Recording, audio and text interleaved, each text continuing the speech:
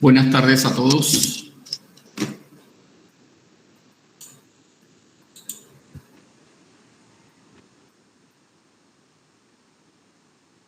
Buenas tardes.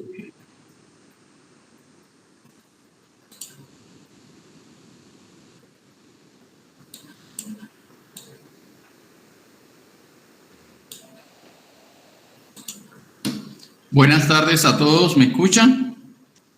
Buenas tardes, profesor. Buenas tardes.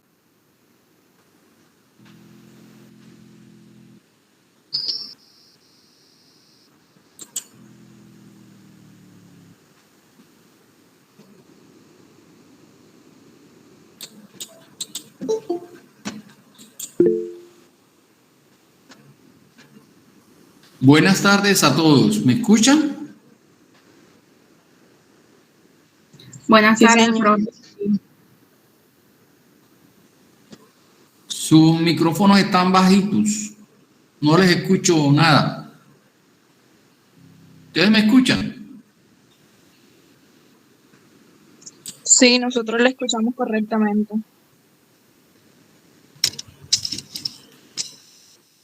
¿Me escuchan fuerte?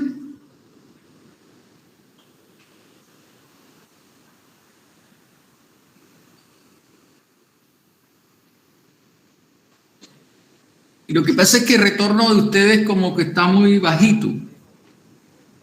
Porque apenas logro escucharlos. Pero bueno, ustedes me escuchan. En primer lugar, quiero darle las disculpas por todos los atrasos que tuvimos. Inicialmente, pues, tuve inconvenientes con mi celular, por lo cual perdí toda comunicación con ustedes a través de WhatsApp. Pues ya se restableció, está funcionando muy bien y pues no creo que tengamos inconveniente por allí. El problema de interconexión, que ha sido como que la dificultad más grande que hemos tenido, sigue persistiendo la falla en el Internet. No sé si ustedes también han experimentado la situación del Internet, pero estamos en esa dificultad también. Sé que ya lo que hace falta es una hora para culminar el horario de ustedes. Ustedes tienen otras obligaciones que cumplir y no podríamos continuar por mucho que quisiéramos. Pues efectivamente la clase son 3 horas y inicia a las 10. Debía iniciar a las 10 y ya son las 12:15. Tienen toda la razón en eso. Sin embargo, quiero decirles que estuve enviándoles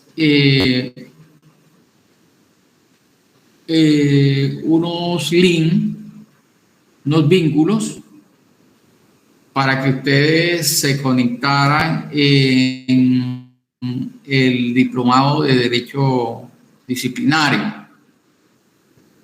Algunos me manifestaron que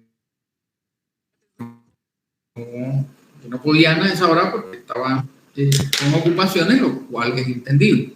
Los que tuvieron la oportunidad de mirar el link y entrar a cada una de las exposiciones, pues se han podido dar cuenta de cuál es la naturaleza del derecho disciplinario. En principio dijimos que el derecho disciplinario es una rama del derecho cual se encarga de la disciplina de los servidores públicos. Que disciplinar es una función única y exclusivamente del Estado.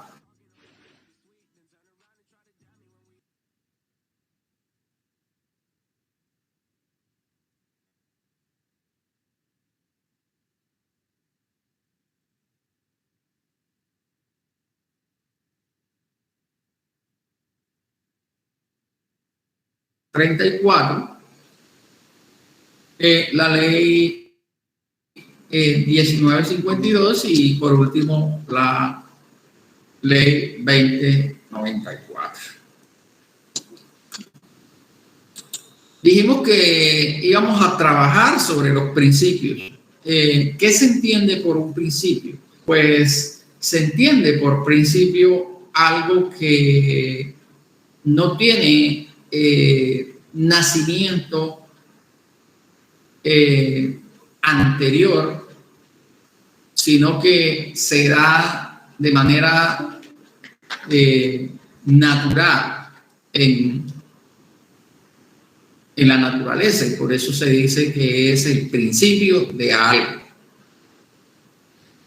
No tiene causa, no se le puede buscar una causa anterior, y esa es la característica del principio.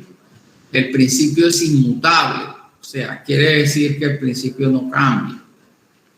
Entonces, miramos inicialmente el principio de la dignidad humana y decíamos que el principio de la dignidad humana, reconocido en la convencionalidad, en los diferentes tratados de derechos humanos, la dignidad humana ha permeado a la sociedad humana, en el sentido de que es un principio que debe gobernar todas las actuaciones del Estado. El principio de la dignidad humana pone al hombre como centro de toda la actividad político, administrativa, jurídica, social, cultural,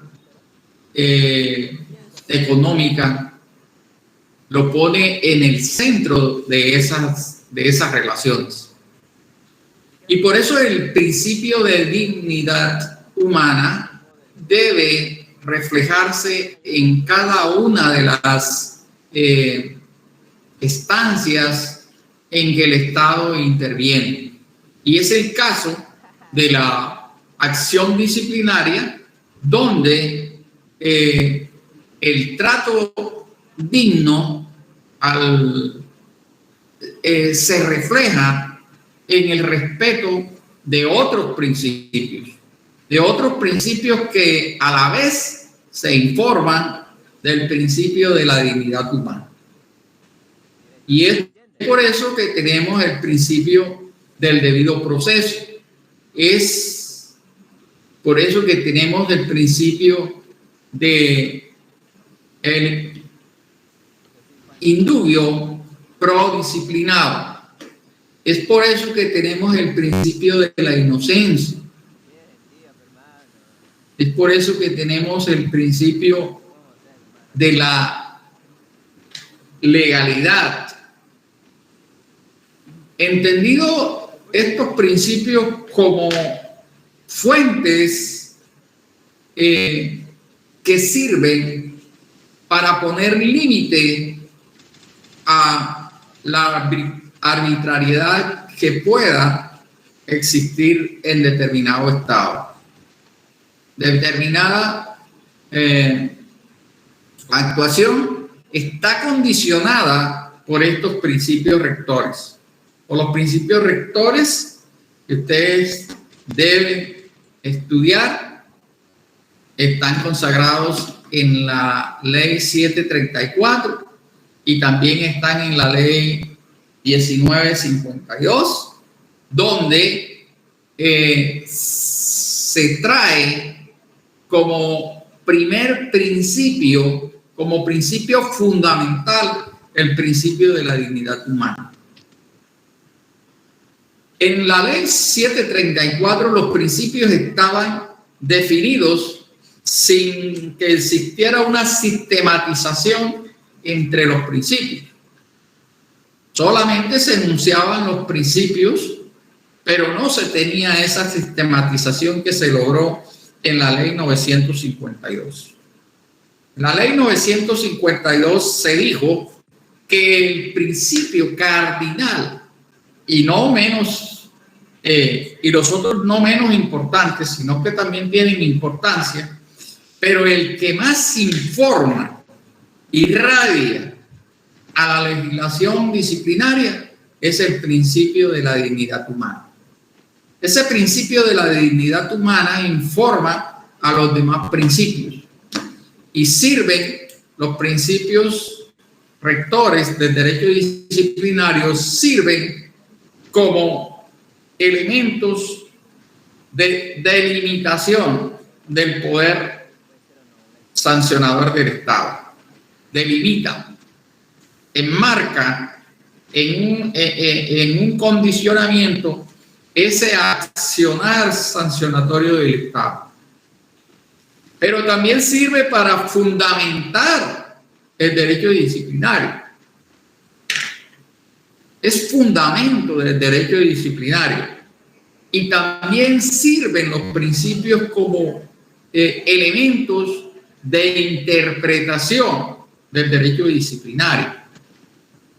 Cuando nosotros encontramos que una norma no está muy clara o que una actuación disciplinaria no está muy clara, nosotros echamos mano a los principios. ¿Qué dicen los principios rectores de derecho disciplinario? Inmediatamente abocamos el estudio de esos principios, encontramos la razón de ser de esa determinada actuación. Entonces, lo fundamental está en los principios rectores. Y esos principios, independientemente de que estén en el Código Disciplinario o no estén en el Código Disciplinario, ellos existen porque son principios del orden constitucional. Y los que no son del orden constitucional, porque el constituyente no los consideró, pues hacen parte también de la Constitución a través del bloque de constitucionalidad. Aquella norma que nos dice de la Constitución que todos los tratados de derechos humanos ratificados por el Estado colombiano hacen parte del derecho interno. Pero además, todos los tratados que tratan, y perdonen la expresión, de derechos humanos están legítimamente incorporados en el ordenamiento jurídico, dada la condición de ser receptor de las normas de las diferentes convenciones. Entonces, por eso nosotros encontramos que en la Corte Interamericana de Derechos Humanos se profieren decisiones que hacen de estos principios obligaciones para los estados como instrumentos de reconocimiento, de protección o de prevención de los derechos humanos.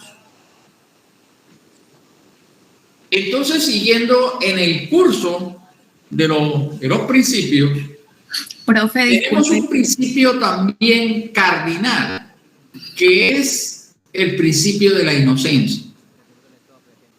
El principio de la inocencia nos dice a nosotros, la presunción de inocencia nos dice a nosotros que nadie puede ser considerado culpable hasta tanto no se le haya definido a través de una sentencia, en este caso de un fallo definitivo disciplinario, su condición de infractor. Por eso, ustedes van a ver que en el derecho disciplinario, el pliego de cargo se hace en forma de hipótesis, no una imputación concreta, sino una imputación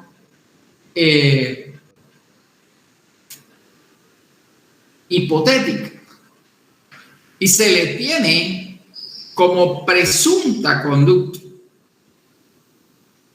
Y esa presunta conducta tiene que ver con el respeto de la presunción de inocencia. No se puede decir que el disciplinado cometió la falta, sino al final, después que haya sido oído y vencido en el juicio disciplinario. Antes tendrá la condición de inocente. Y tienen que tener en cuenta que la carga de la prueba de la existencia de la conducta o del hecho donde se genera la conducta y la responsabilidad de ese investigado le corresponde al Estado. Y que salvo excepciones, es que el disciplinado debe demostrar. Pero en principio el disciplinado no está obligado a demostrar absolutamente nada, porque él se parte de la presunción de que es inocente. Entonces, todo el trabajo probatorio tiene que estar en cabeza del órgano disciplinario.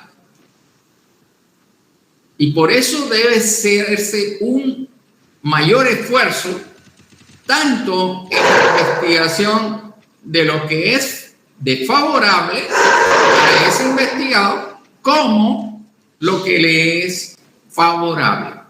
Y eso es lo que se llama el principio de la investigación integral. El Estado debe investigar con igual celo los hechos que son perjudiciales para el disciplinado, como los hechos que le son también favorables al disciplinado. Y esa es la carga que tiene el Estado, porque la acción disciplinaria es una acción pública, una acción que solo corresponde al Estado, no más. La acción disciplinaria es responsabilidad del Estado, al igual que la realización del respectivo proceso y procedimiento.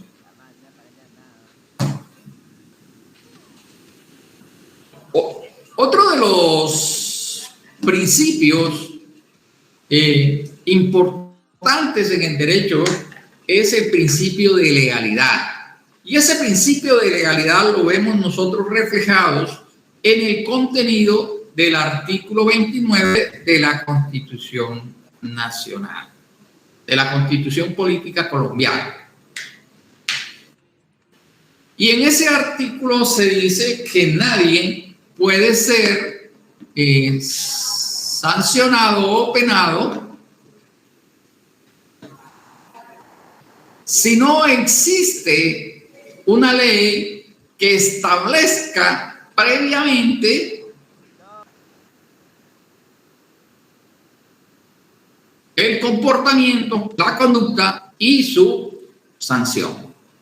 Entonces, de allí es de suma importancia que nosotros tengamos en cuenta que la conducta por la cual se le abre investigación debe estar previamente prevista en la ley. Si ello no ocurre, esa podríamos decir que es una conducta atípica, porque no encaja en la exigencia legal de existencia de ley previa que prohíba tal conducta. Y ello ocurre tanto en el derecho sancionador penal como en el sancionador disciplinario, porque es de la esencia de la acción disciplinaria y de la acción penal. Y esa es una conquista de la sociedad humana a través de la evolución histórica que ha ido teniendo el derecho punitivo o derecho sancionador. Si ustedes recuerdan, allá en el derecho romano, inicio del derecho contemporáneo nuestro, el poder de definir los delitos estaba en potestad de quien ejercía el poder político. Así que los reyes no tenían un código penal, sino simplemente observaban el hecho y ellos consideraban cuál era la sanción que se le debía aplicar a las personas.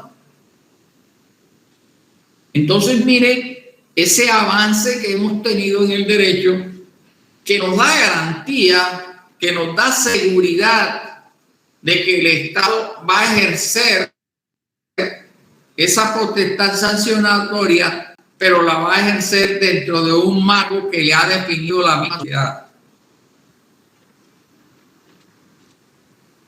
Entonces eso nos da tranquilidad a nosotros, porque nosotros como defensores de ese investigado sabemos a qué atenernos y conocemos de principio cuál va a ser el desarrollo de ese procedimiento, de ese proceso, y cómo va a estar dirigido, regentado ese procedimiento, porque nosotros sabemos que existen unos principios rectores que, aunque no los nombre las leyes disciplinarias, están contenidos en la Constitución. Es indiferente que lo diga la ley disciplinaria o no lo diga la ley disciplinaria. En el caso nuestro están vertidos todos en la ley disciplinaria. Basta solo revisar la ley última, la 1952, para darnos cuenta dónde están consagrados esos principios. Y ustedes, en las lecturas que ustedes han hecho de esas normas, pues es fácil observar que esa disposición tiene como fundamento un cambio hacia el reconocimiento del ser humano. Y por eso toda esa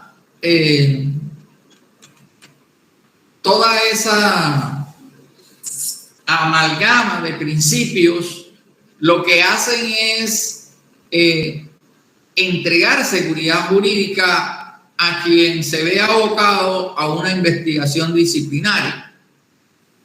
Y ustedes miran que los fines del proceso, que es otro de los principios, es la prevalencia de la justicia y la efectividad del derecho sustantivo. Esa efectividad del derecho sustantivo ya viene imbuido en la Constitución política colombiana, igual que el principio de prevalencia de la justicia. igual que la búsqueda de la verdad material y el cumplimiento de los derechos y garantías debido a las personas que intervienen en el proceso disciplinario. Pero frente a ese accionar del Estado, también tenemos una garantía como principio, que es el debido proceso. Y el debido proceso está concebido en los siguientes términos en el derecho disciplinario, y es que el disciplinable deberá ser investigado y luego juzgado por funcionarios diferentes, que esto es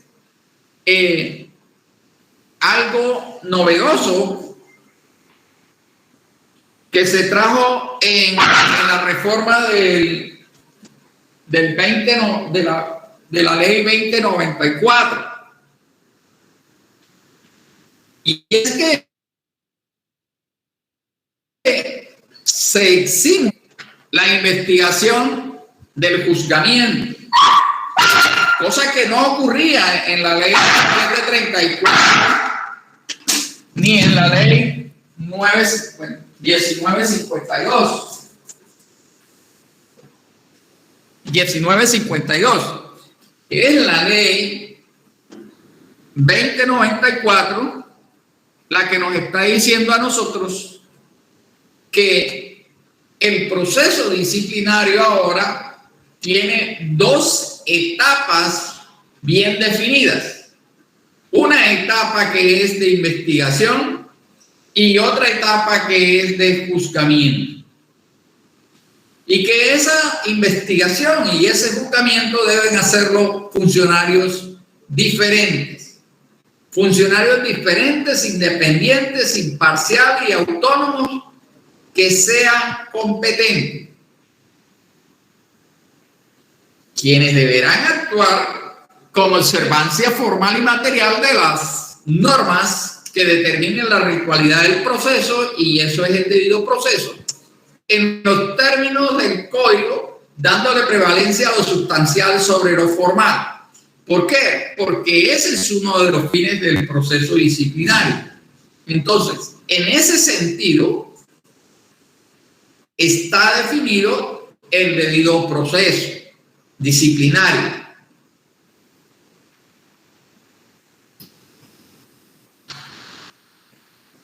Algo nuevo que trajo el nuevo código, o sea, la reforma de la ley 2094, es que en el proceso disciplinario se debe garantizar que el funcionario instructor no sea el mismo que adelante el juzgamiento.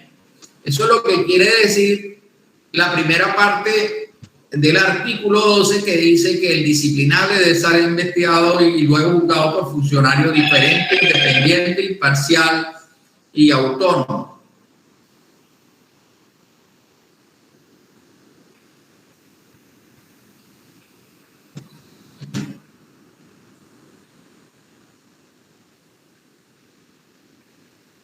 Todo disciplinable tiene derecho a que el fallo sancionatorio sea revisado por una autoridad diferente. Su trámite será previsto en la ley para el recurso de apelación, y en el evento en que el primer fallo sancionatorio sea proferido por el Procurador General de la Nación, la doble conformidad será resuelta en la forma indicada en esta ley. Esta es una novedad en el derecho disciplinario, y es que se crea la doble conformidad. Y la doble conformidad es una oportunidad que tiene el sancionado, el disciplinable, cuando el fallo le es sancionatorio, para que una autoridad diferente revise el trámite y revise la decisión, y esta revisión de esta autoridad diferente es plena, lo cual quiere decir que no hay ningún condicionamiento como ocurre en el recurso de apelación. El recurso de apelación solo se concede y se resuelve sobre los puntos a los cuales usted solicita. La doble conformidad no. La doble conformidad es un análisis pleno de todo el procedimiento y de toda la decisión. No hay límite por parte de ese funcionario que realiza el trámite de la doble conformidad con el objeto de que acierte en la decisión que se va a tomar. Ya les decía que la investigación integral también es un principio del derecho disciplinario y que está consagrada en el artículo 13 y que las autoridades disciplinarias tienen la obligación de investigar con igual rigor los hechos y circunstancias que demuestren la existencia o falta disciplinaria y la responsabilidad del investigado y los que tiendan a demostrar su inexistencia o lo eximan de responsabilidad. En términos más claros, significa que debe investigar tanto lo desfavorable como lo favorable al disciplinado. Ahí no hay ninguna complicación en eso.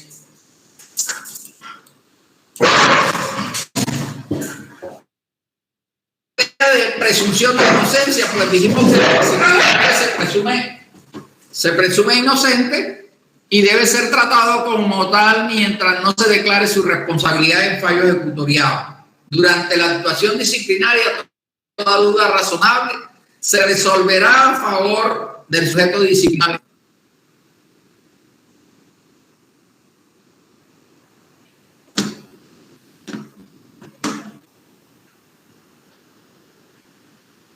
Esa es la que llamamos indubio pro disciplinado y que en el penal se llama indubio pro reo. Es que toda duda razonable se resolverá a favor del sujeto disciplinable.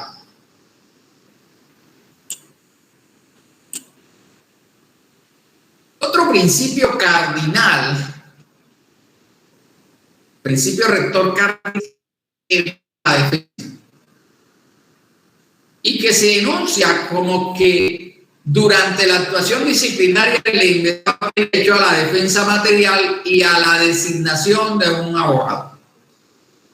Cuando hablamos de la defensa material, estamos hablando de la defensa realizada directamente por el disciplinado. Y cuando hablamos a la designación de un abogado, estamos hablando de la designación de un abogado para realización de la defensa técnica, que es la que nosotros realizamos como abogados. Si el procesado solicita la designación de un defensor, así deberá procederse. Es lo que llamamos nosotros designación de oficio. Cuando se juzgue como persona ausente, deberá estar representado a través de apoderado judicial. Si no lo hiciere, se designará defensor público o estudiante de consultorio jurídico de universidad legalmente reconocida, que por ser estudiante de consultorio jurídico de las universidades reconocidas, que podrá ser estudiante del consultorio jurídico de las universidades reconocidas legalmente. O sea, cualquiera de ustedes que esté en consultorio jurídico puede ser defensor en un proceso disciplinario, esté en etapa de indagación, esté en etapa de investigación o esté en etapa de juzgamiento. Recuerden que ya hay dos etapas en el proceso disciplinario. De las etapas de la investigación, que la investigación tiene una que es una indagación preliminar, que lo que busca es identificar quiénes son los responsables y si la conducta es disciplinaria. y la investigación, que es hasta la formulación del pliego de cargos. Una vez se formula el pliego de cargo, inicia el proceso. Una vez se formula el pliego de cargo y se notifica al disciplinable, empieza a correr la etapa de juzgamiento.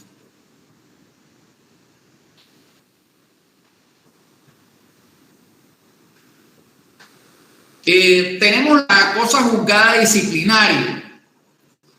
¿Por qué llamamos cosa juzgada disciplinaria? Antes la habíamos llamado cosa decidida.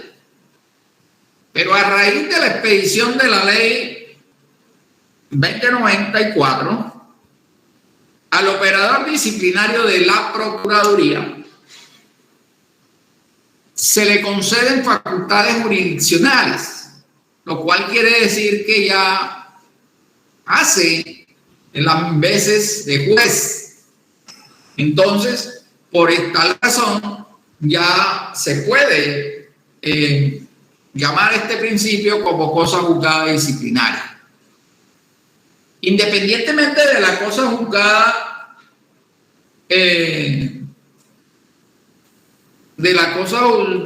judicial, porque ustedes saben que estas decisiones, aunque son cosas juzgadas disciplinarias, pueden ser objeto de acción en la jurisdicción contenciosa administrativa. Entonces, solamente en materia fiscal, mas no en materia administrativa. En materia contenciosa administrativa, pues ustedes saben que la cosa juzgada se produce con la sentencia definitiva. Sentencia que puede ser de primer grado o de segundo grado, dependiendo del uso de los recursos por parte del actor disciplinario. Entonces, la cosa juzgada está concebida en los siguientes términos. El destinatario de la ley disciplinaria, que es en este caso el disciplinable, cuya situación se haya decidido mediante fallo ejecutoriado o decisión que tenga la misma fuerza vinculante de naturaleza disciplinaria, por lo menos un archivo, proferido por autoridad competente, no será sometido a nueva investigación y juzgamientos disciplinarios por el mismo hecho, aunque a este se le dé una denominación distinta. Lo anterior sin perjuicio de la revocatoria directa establecida en la ley. Otro principio importante es el principio de la gratuidad de la actuación disciplinaria, y es que ninguna actuación procesal causará erogación a quien intervenga en el proceso, salvo el costo de las copias solicitadas por los sujetos procesales. Los sujetos procesales tendrán derecho a que se les entregue de manera gratuita copia simple o reproducción de los autos interlocutorios, del pliego de cargo y de los fallos que se profieran. Miren que solamente se piden copias del expediente, de los elementos que están acopiados allí como pruebas, pero que existe total gratuidad en lo que tiene que ver con los autos interlocutorios, cualquier naturaleza, cualquier tipo que sea, del pliego de cargos y del fallo que se profiera.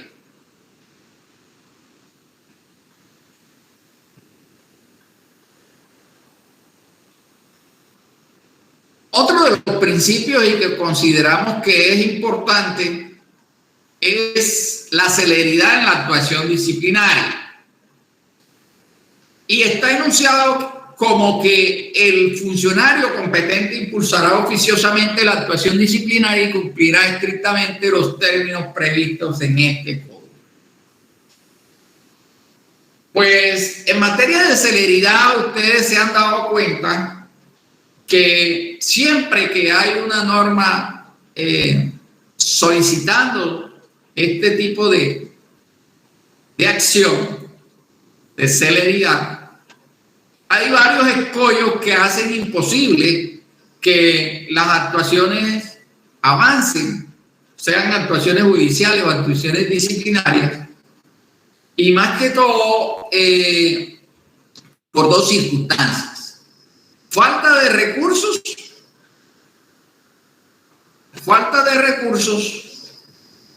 y complejidad del asunto.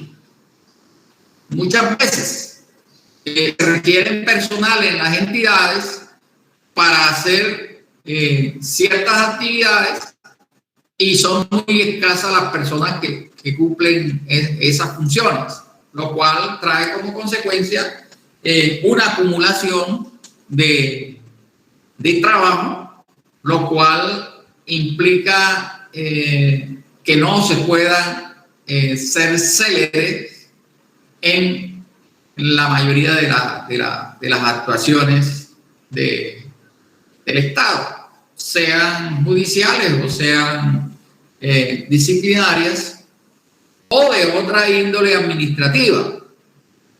Y siempre el legislador, la sociedad está reclamando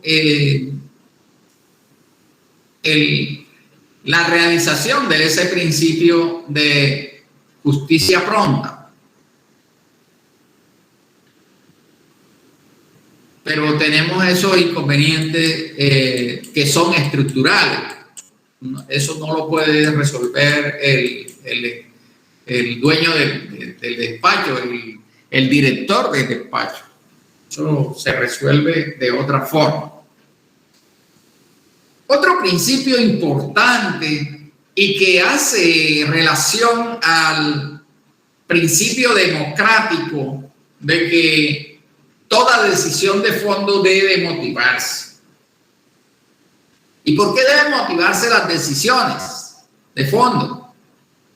Precisamente para darle la oportunidad al disciplinado de conocer cuáles fueron las consideraciones, cuáles fueron las circunstancias, cuáles fueron los hechos, cuáles fueron las motivaciones que generaron la producción de esa decisión. Y conociendo esos motivos, esas circunstancias, esos hechos, esas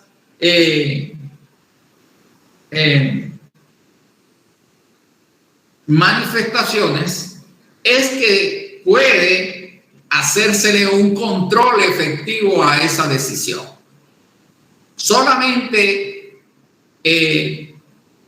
si se permite con la decisión es una explicación sobre las circunstancias que fueron tenidas en cuenta por ese juzgador, vamos a llamarlo así, por ese juzgador en el momento de proferir la decisión. Y de esa forma es como la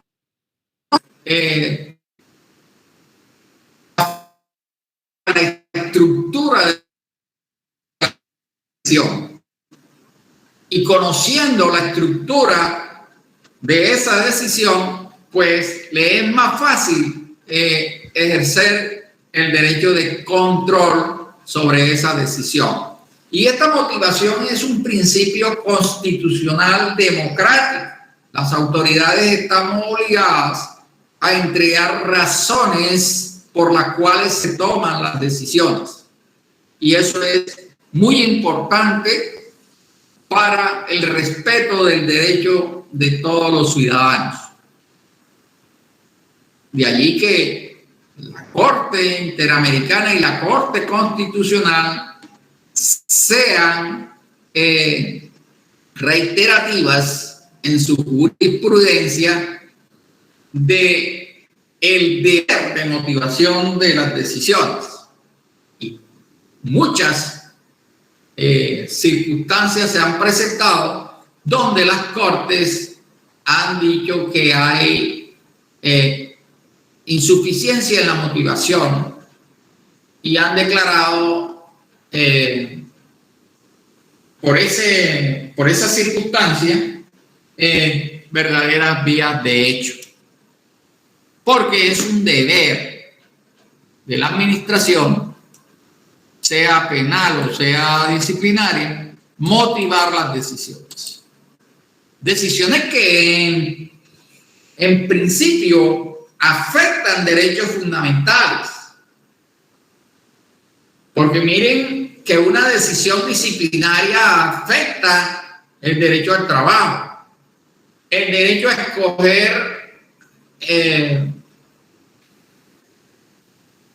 o ejercer mejor un cargo público, o el derecho a contratar con el Estado.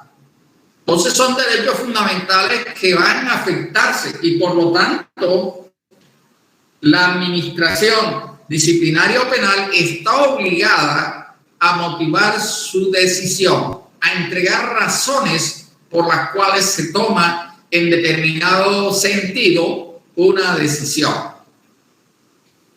Otro de los principios cardinales del derecho disciplinario es el principio de la congruencia. Y se entiende por congruencia es que el responsable, el disciplinado no podrá ser declarado responsable por hechos ni faltas disciplinarias que no consten en el pliego de cargo, sin perjuicio de la posibilidad de su variación. Pero en principio se debe tener en cuenta que los hechos y las faltas por las cuales se les formula pliego de cargo deben mantenerse incólume hasta el fallo definitivo. La autoridad disciplinaria ni la penal pueden cambiar a mutuo propio ninguna de estas circunstancias, salvo, y eso lo dice la norma, sin perjuicio de la variación. Pero la variación tiene una condición que más adelante las vamos a ver. Como estamos en principio, no vamos a extendernos a ese tema, porque ese tema hace parte del procedimiento. Siguiendo con los principios, encontramos la cláusula de exclusión. Esta cláusula de exclusión es nueva en el derecho disciplinario. Y esta cláusula de exclusión también tiene su asiento en el artículo 29 de la Constitución Política de Colombia. Y está enunciado en que toda prueba obtenida con violación de los derechos y garantías fundamentales será nula de pleno derecho, por lo que deberá excluirse de la actuación procesal. Entonces mire que la prueba obtenida con violación de derechos y garantías fundamentales es nula de pleno derecho, lo cual significa que no puede ser apreciada por el funcionario disciplinario o penal y debe excluirse de la actuación procesal. Pero eso no significa que no deba hacerse una mínima valoración sobre ella para poderla excluir. Porque usted no la puede pasar por encima de ella. Usted tiene que decir que la prueba es nula, usted hace un análisis y dice que la excluye porque es nula por tales circunstancias. Ejemplo de prueba obtenida con violación de derechos y garantías fundamentales que resulte nula, podemos el allanamiento que es practicado por la fuerza pública sin que medie previamente una autorización de un fiscal o de un juez de la República, sino que la policía decide realizar un allanamiento porque considera que existen elementos que hacen parte de un delito que se cometió en tales circunstancias y quiere recuperar esos elementos, pero practican el allanamiento a motu propio, sin autorización de un fiscal y sin autorización de un juez. Esa prueba es prueba nula, de pleno derecho, porque se violó el derecho de habitación, de pronto el derecho a la intimidad, y las garantías fundamentales, el derecho de que se haya expedido una orden por parte de una autoridad judicial para realizar ese allanamiento. Entonces ocurre lo siguiente, y es que usted tiene que decir por qué excluye los resultados de esa diligencia del proceso, pero debe hacer un análisis, no una valoración, sino que debe hacer un análisis de las circunstancias en que se produjo la prueba para poderla excluir. No es que usted va a dejar y no va a decir nada, no, usted está obligado a decir por qué es nula de pleno derecho y por qué debe excluir. Debe dar razones, acuérdense que debe motivarse. Toda decisión de fondo deberá motivarse. Dice que igual tratamiento recibirán las pruebas que sean consecuencia de las pruebas excluidas o las que solo puedan explicarse en razón de su existencia. En esta materia, los americanos y el derecho inglés hablan de la manzana del árbol ponzoñoso o venenoso, como quieran. Entonces, quiere decir que todo lo que dependa de ese tronco, de ese árbol, va a estar también con la condición de prueba nula de pleno derecho.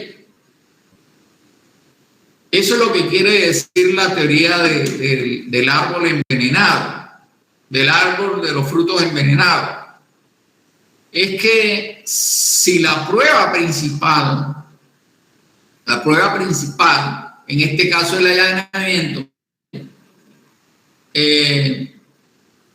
se obtienen otras pruebas en razón de su existencia, pues corre la misma suerte. Pero también existen unas excepciones, que es la fuente independiente, el vínculo atenuado y el descubrimiento inevitable.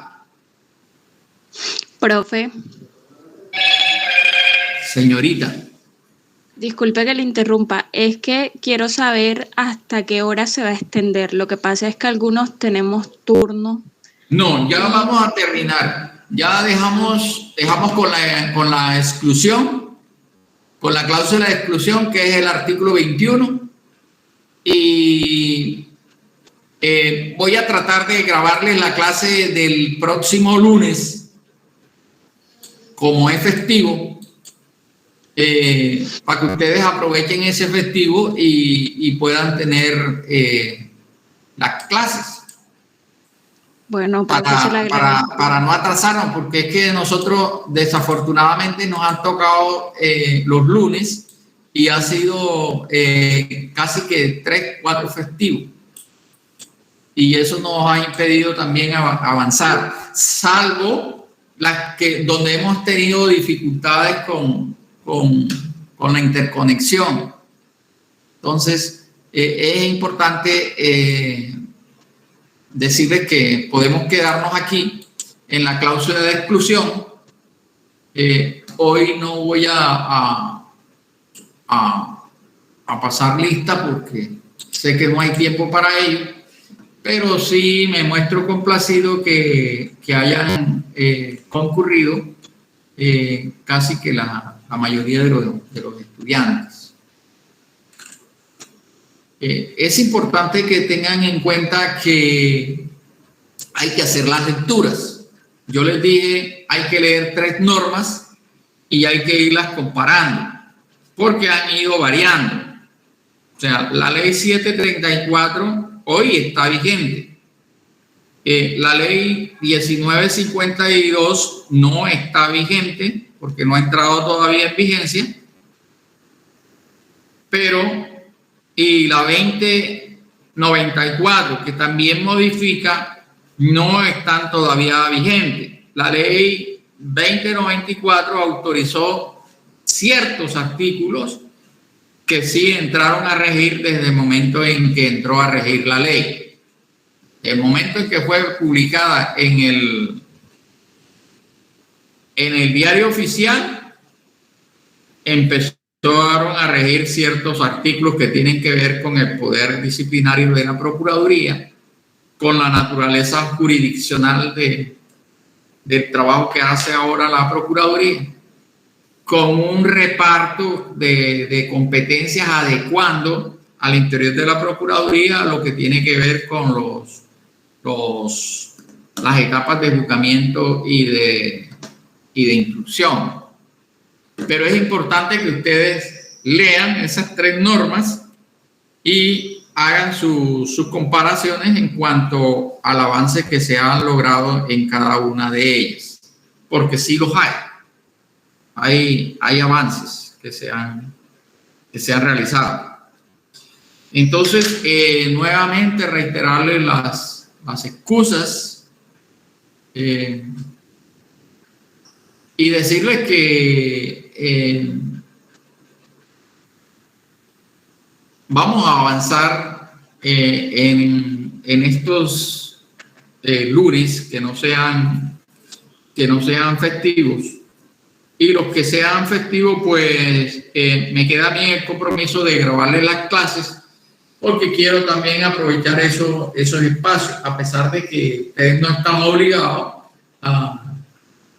a estar en clase los lunes festivos, pues pueden tener el audio de las clases. Eso no les impide absolutamente nada.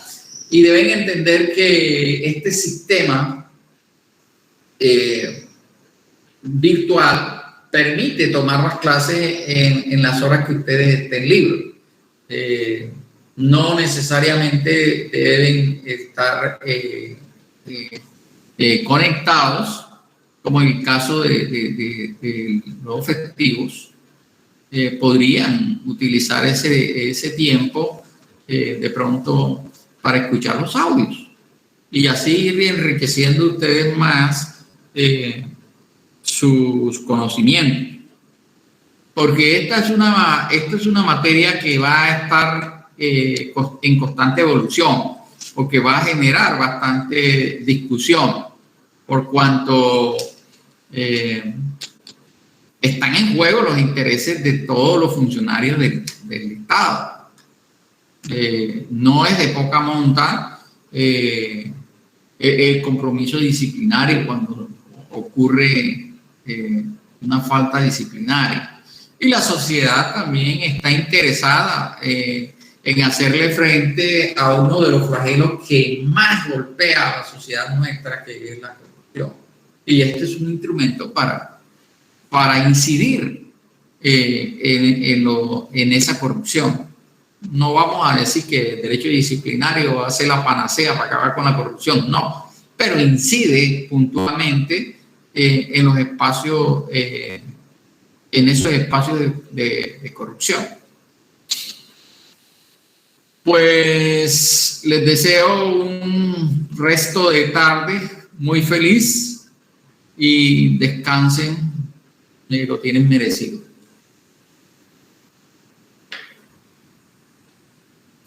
Gracias, profesor, igualmente. Con gusto.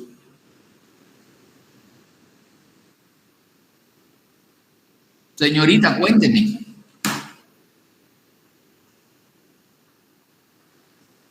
¿Cómo?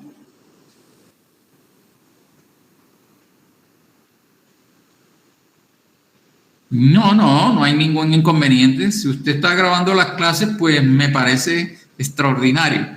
Y ayude a sus compañeros.